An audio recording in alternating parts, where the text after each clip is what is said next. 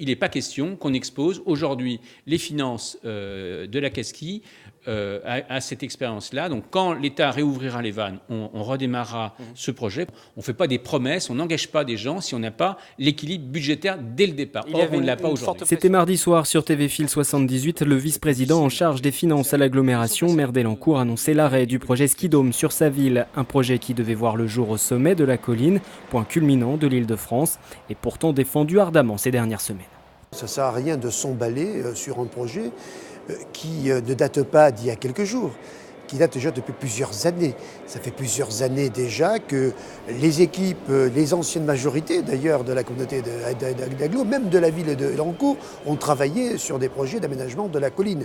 Le Skidome aussi n'est pas arrivé comme ça par enchantement. Ça fait aussi plusieurs années que l'on en parle. Ce qui est clair, c'est qu'avec Jean-Michel Fourgousse, on n'a jamais validé un projet.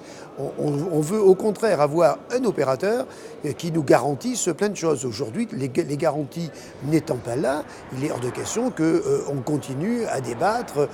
On va continuer à travailler, mais avec, je veux dire, plus de temps.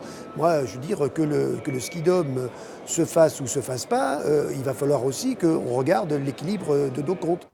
Et les opposants au Skidome de se satisfaire de la situation, au Parti socialiste notamment pour la section élancourtoise. On évoque une prise de conscience de la réalité, mais on se dit aussi méfiant. Geler ne veut pas dire abandonner. Le collectif des Amis de la Revanche partage ce point de vue.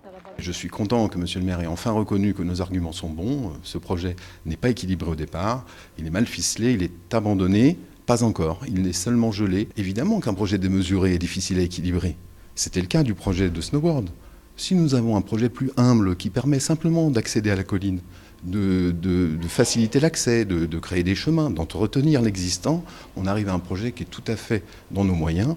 Quand on étudie le budget de la Casquie, alors évidemment 5 millions c'est beaucoup, évidemment 50 millions c'est énorme, mais avec quelques prestations d'entretien, il me semble possible de permettre l'accès à tous de la colline.